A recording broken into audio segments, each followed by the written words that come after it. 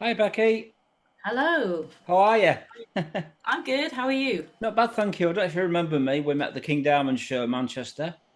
Yes, yes. Yeah, I thought I recognized you. Yeah, Yes. awesome. Right then, so we're speaking to Becky Baldwin from Fury. Welcome to Friday the 13th, Becky. So I'm going to ask you some warm-up questions first because this is the first interview I've done with you.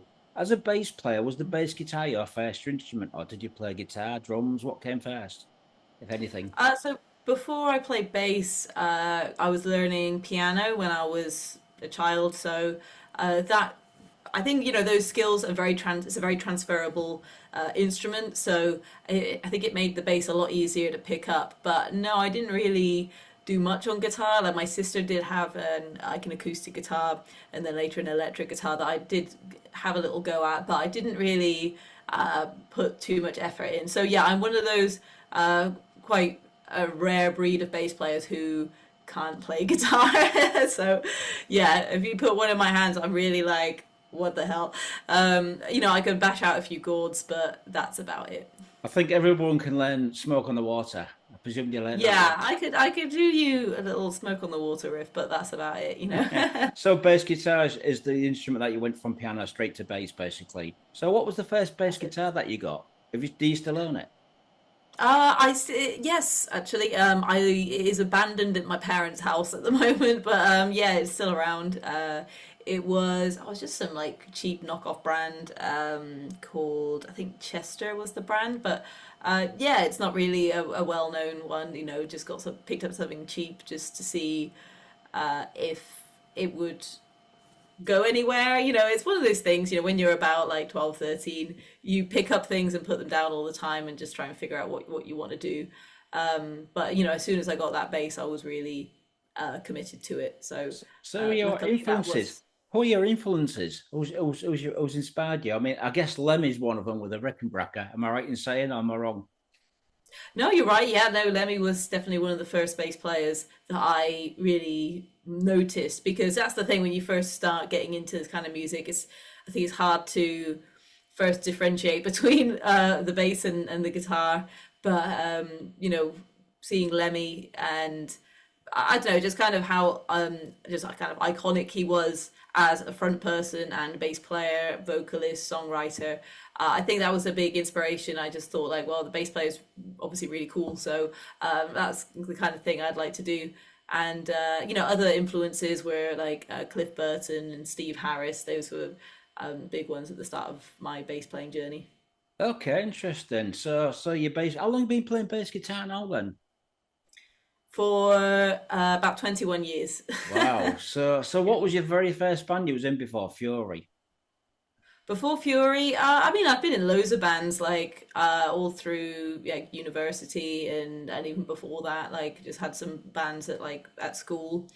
So before Fury, I was in a punk band called I Destroy, a melodic metal band called Control the Storm, and another kind of less symphonic but more traditional like melodic heavy metal band called Triaxis. And so yeah, during I think around 2014 to around 2017, I was playing in quite a lot of different bands. Like I think at one point I was in 7 bands at the same time and gigging and depping for other bands all at the same time. But I needed to kind of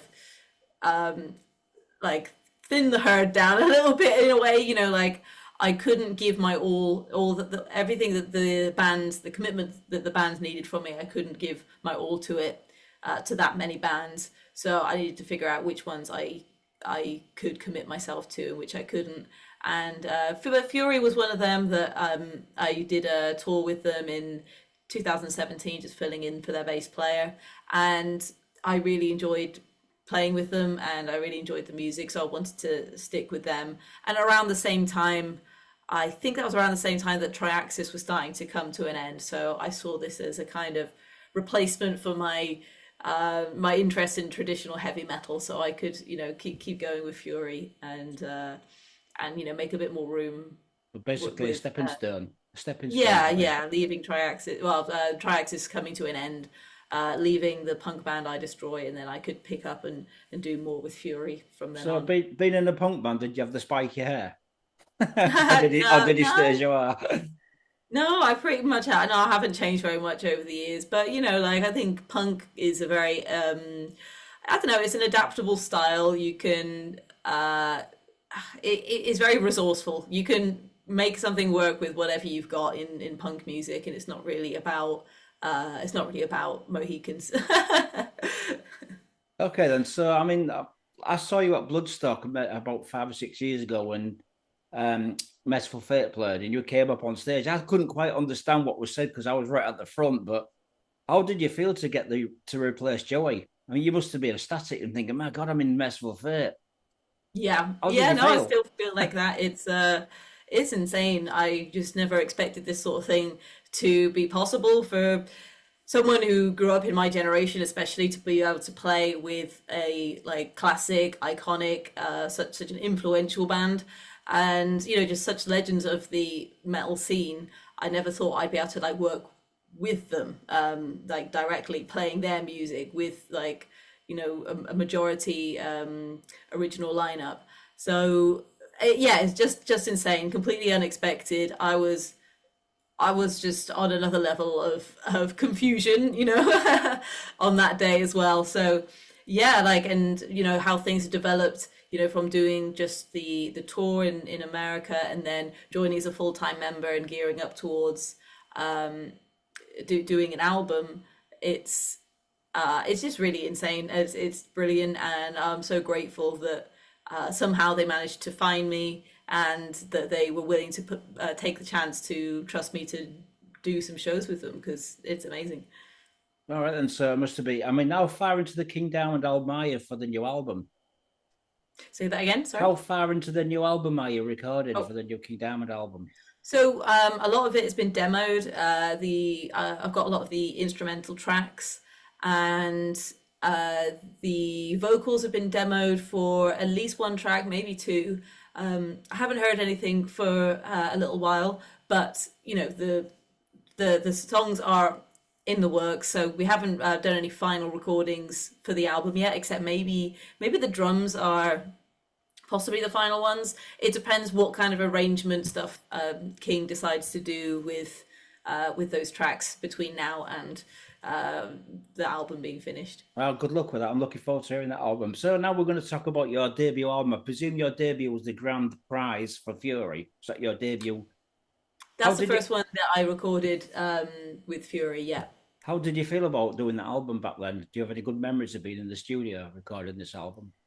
Yes. Yeah. That was a really great. It's one of my like probably one of my favorite albums I've been on. Like one of my that I feel the best about my playing and the bass lines that I got to play and the ones I got to write. So I mean, a lot of the music was already there before I joined. So some of it I borrowed from like what was already there from like Mark Trail, who was the previous bass player, what he'd written. But a lot of it I got to kind of come up with something myself. And yeah, so I'm really pleased with that album. And I'm pretty sure all of the Fury albums, I've recorded all the bass tracks at home. And so I've had time to, I don't know, just listen and listen and listen again and again and again to all the guitars and drums and try and figure out what I want to do and try different things, send it back and forth with the band and come to like the best bass line that I possibly could. So yeah, like all the Fury albums have been like that, but that one is probably one of my favorites in terms of I guess the songs, and it was just a really exciting time to join the band in a way. Although everything was kind of going wrong at the time, like looking back, things worked out okay. Oh, great then. So the next album you did was Born to Sin. How do you compare that album to the first album you did as a progression? How did the songwriting go for you? Was it stronger, more relaxed now you've been in the band for a while? Yeah, I think the Born to Sin, like I guess a lot of it's in a very similar vein because it was very quick succession. Like as soon as we put out the grand prize, and that was 2020, March 2020, so we were in lockdown. We started working on Born to Sin. So yeah, like I guess in terms of the sound, it is quite similar, but I think we wanted to push push things a bit more. Where I think the grand prize was had more hard rock influences in it. We wanted to kind of like push like a heavier edge for Born to Sin, and I think in some ways we achieved that, but there was still I don't know, there's still a power ballad in there. There's still like pianos and all these kinds of things that are more kind of experimental for the band. But yeah, songs like It's Rock and Roll, we wanted something that was just like, we're going back to our just heavy metal roots. Like, let's just make a metal album. And stuff like If You Get to Hell First, just like fast as we can, let's just go. And then the title track, Born to Sin. So yeah, generally that album was a bit more like metal, and like of course the cover album artwork is like very Judas Priest, like the motorbike with the devil on it. Meatloaf. Or Meatloaf, yeah, Yeah. yeah. All that kind of vein. We were like, yeah, we love that stuff. Let's do that. And yeah, no, I'm really proud of that album. It's because it is a bit more metal, and I think just as a complete package, we're just really proud of that one. And yeah, I wish it like managed to like get out to people more than it did, but I think there was just a lot of stuff going on in the music industry at the time, and we'd kind of stumbled on the last album with the with lockdown being introduced and everything. That was a bit of a knocked our confidence a little bit. So when we come back, we're like, okay, let's do it. Now we're touring 2 albums. So as soon as restrictions were lifted, we had so much new stuff to push, and I think it all got a bit mixed up and lost in the in how much we suddenly had. Perhaps, I don't know, but yeah, no, I'm really proud of that album as well. Right then, so we're going to talk about this baby, the new one, the Interceptor. Great album cover, Becky. It's absolutely great. It kind of reminds me of Blade Runner. Yes. Yeah. Was that the concept, trying to get something from the Blade Runner movies, or? Yeah, I think we wanted a kind of movie poster look, and we had this, I guess, trying to come right, trying to go from like a group of songs and try and find like some kind of overarching theme is quite difficult. But we felt like as a band we have a bit of a kind of 80s influence. We all really like the 80s music, as in like style of music and like visually, and it's just quite kind of a cool era, although like none of us were really alive during that time. Maybe Julian was around in the 80s for a few years, but yeah, we really wanted to kind of lean into that 80s retro futuristic thing and the movie poster vibe. So we got a Kieran to do a design like that, and we just think it's amazing, and we like the color scheme. We wanted to try a different kind of color scheme because I think all of our albums have got quite a defined color theme going on. So we wanted to bring this new one in and have it purple. And I think like the Interceptor song as a single, yeah, that was, I don't know, that felt like this world. the visuals matched that song, so we decided to run with that, and it's come out looking amazing. Yeah, it does. It looks great. Who did the artwork for this album? So that was a Kieran's illustration. So he also does some artwork for Iron Maiden, and yeah, like his style is really perfect for this kind of thing. Did you have any other titles for the album? I don't think so, actually. As far as I know, I think we were looking. We've always done one of the title tracks has always been an album title. All of them, I believe, yes. So it was just picking which one, and Interceptor just sounded the coolest as a word, and had more, more things that like bring to mind, more images that come to mind when you say the word. So that made the most sense for Interceptor to be the title, and then we can build everything around that. So the artwork, does it entwine with the album title, Interceptor? Do you think it goes together? Do you think the... Yes. Yeah. Okay. So also, Julian tells this story about a review. So one of the inspirations where Interceptor as a concept came from. There's a reviewer who's a friend of ours, and he reviewed Born to Sin album, and he was like, this is great, blah blah blah blah blah, 9 out of 10. And then Julian said to him, you've said how great it is, but you've only given us a 9. How do I get the last point? How do I get a 10 out of 10? Buy him a pint. Yeah, like how do I do that? And he said, we have to write a song about Jensen Interceptor. And then Julian's like, I could do that. I could just write a song about it. About an interceptor as a word is cool. So yeah, that's kind of where I think first initial idea came from, and then really ran with it, and we got that 10 out of 10 album review from that guy because we wrote the song that he wanted to hear. Awesome. I mean, the album was produced by Todd Campbell. Have you worked with Todd before? Because he's done a fantastic job on the album. Oh, sorry, say that question again. So have you just worked with Todd Campbell for the new album? Have you worked with Todd before? Because he's done a fantastic production on this album. Oh no, yeah, he has done an amazing job. But this is the first time we've worked with him in kind of recording and producing capacity. So, well, actually, we recorded first with him back in last year or the year before. Oh God, everything time is gone really weird and stretchy. Right, so maybe it was the start of last year.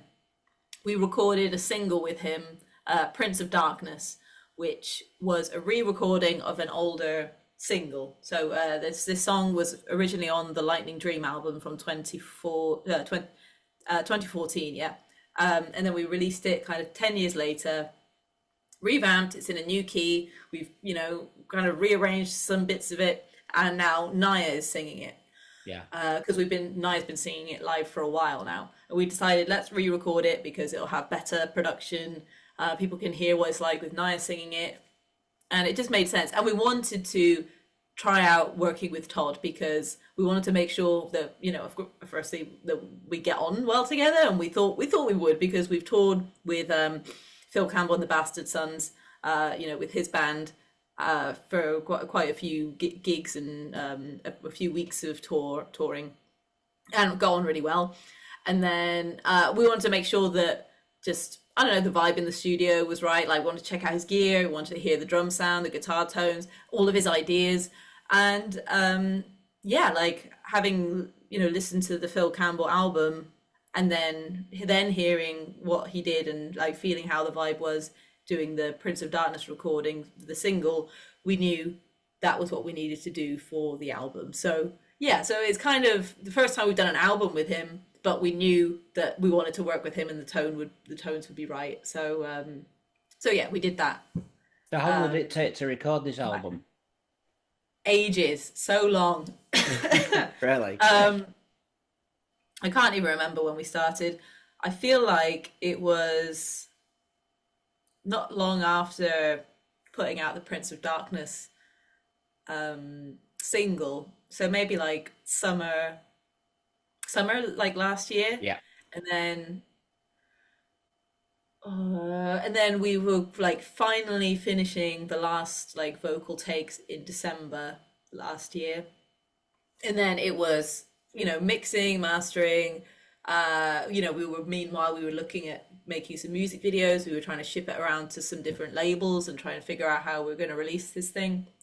So it all took quite a long time. So, it was well over, actually, yeah, I think I remember it was like June or July when I was doing my bass recording.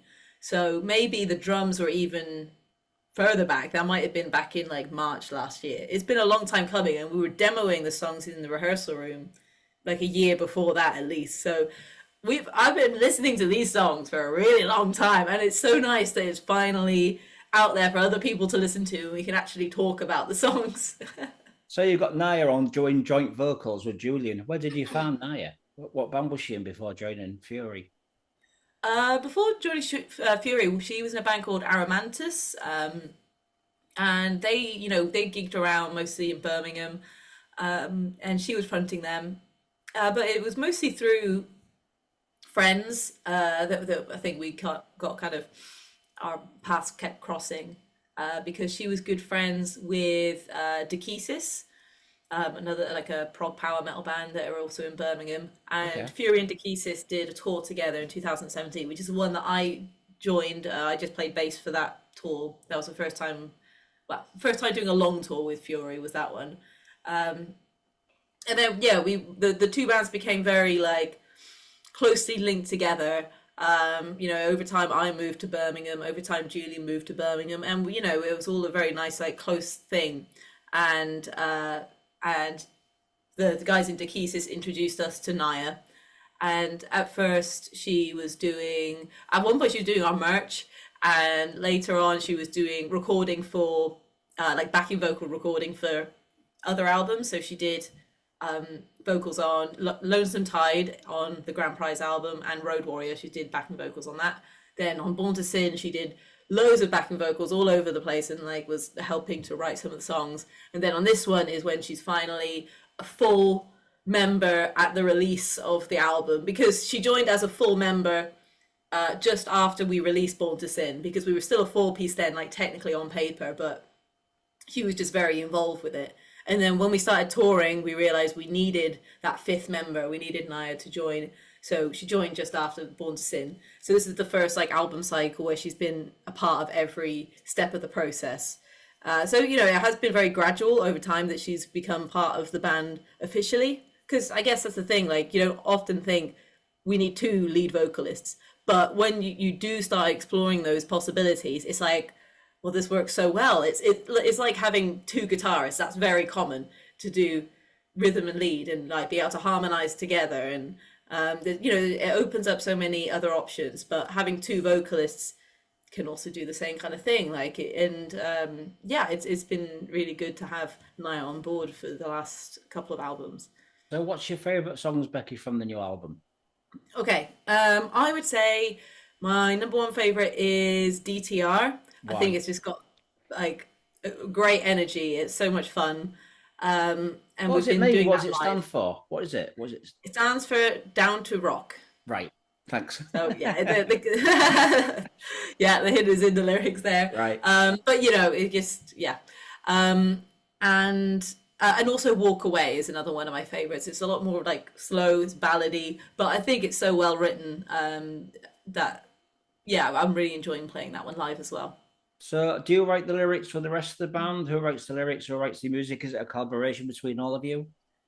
So it's mostly Julian who writes. He'll usually write melodies first, like vocal melodies and guitar riffs, and some sometimes like chord progressions. And over time, we'll then kind of get into the rehearsal room and we'll kind of jam some stuff out. We'll try out some different arrangements, and then vocals, lyrics will come right at the end. So hopefully over this time he'll have figured out, okay, what does this song sound like? What kind of message or vibe does this song have? And he'll be able to write some lyrics according to that. So mostly Julian will kind of come up with a lot of it. Nyah is also becoming a lot more, contributing a lot more lyrics to the album though recently. Right then. So what sort of reviews have you been getting for this new album? Have you been getting Really a lot of good. positive? Really, yeah, lots of really good ones. Like, I've been keeping like a little spreadsheet of all the reviews that we've got, and there's quite a few 10 out of 10s, which is great. But generally a lot of like, on the kind of good end, like the 7s and 8s, loads of them. I haven't seen much below a 6. I saw one that was a 4 and I was just like, what the hell? But that's the thing, it's not for everyone. I can understand, like, I was looking at what else does this person like, and I was like, yeah, I mean, if you like that kind of stuff, you won't like this. It's just completely different stuff, so it's fine. But the reviews, the feedback have been really good, and we just got a lot more of it this time compared to previous albums, I guess because we're working with a label and everything has just stepped up quite a lot since the last album. So it's really encouraging to see all that feedback. Did you see my review? I put it online about 2 weeks ago. Oh, yes, I did. Yes. I think I've seen that. Right, okay. I don't know what you thought of it. I've read a lot of reviews, but Yeah. I do remember seeing one from you, but I can't remember which. Yeah. So you're with Mighty Music. How's things going with Mighty Music? Everything It's going really good. great Yeah. promotion and everything? Backing you all the way? Yeah, I mean, we can definitely see an improvement on, like, of course, the number of features and reviews. and this sort of thing. We definitely got a lot more orders online from on our own web store of the previous albums in Europe since then. So I think that's kind of their influence. I like the word that you've done, the purple vinyl. It goes with the album cover. Definitely a good Oh idea. yes, Definitely a great idea. yeah. No, it was good to be able to do two different colors, and the purple vinyl has been very popular. Brilliant. So, any more touring before we finish this year? Are you completely finished now for the year?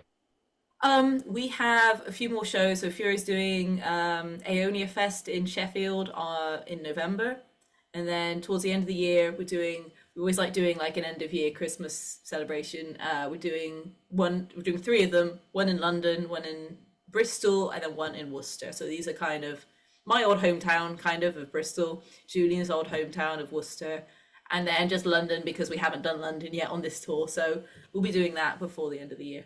Right, Becky, I want to thank you for doing this interview. Do you have anything to say to the people watching this on YouTube? I just like to say, I really hope you enjoy the album. Please make sure you're streaming it, and if you can get a physical copy, that would be much appreciated. Hopefully, you can buy one when we come and tour. So please, subscribe to our YouTube and social media, newsletter, and stuff like this. And hopefully, we'll see you on the road. Brilliant. Thank you, Becky. I hope you have a nice day. Thank you. You too. So, all right. Thank you. Thank you. Bye-bye. Take care. Bye. Thank you. Bye-bye. Greetings. Thanks for checking into the Friday 13th YouTube channel, Metalheads. I hope you enjoyed the interview I did with Becky Baldwin from Fury. Now, they've just released their new album on Mighty Music. It's called The Interceptor. Please check it out. It's a great album. So I want to thank Becky for doing this interview and also Mighty Music. So please, folks, leave thumbs up, leave comments, let me know what you think, and don't forget to subscribe. Thanks for watching.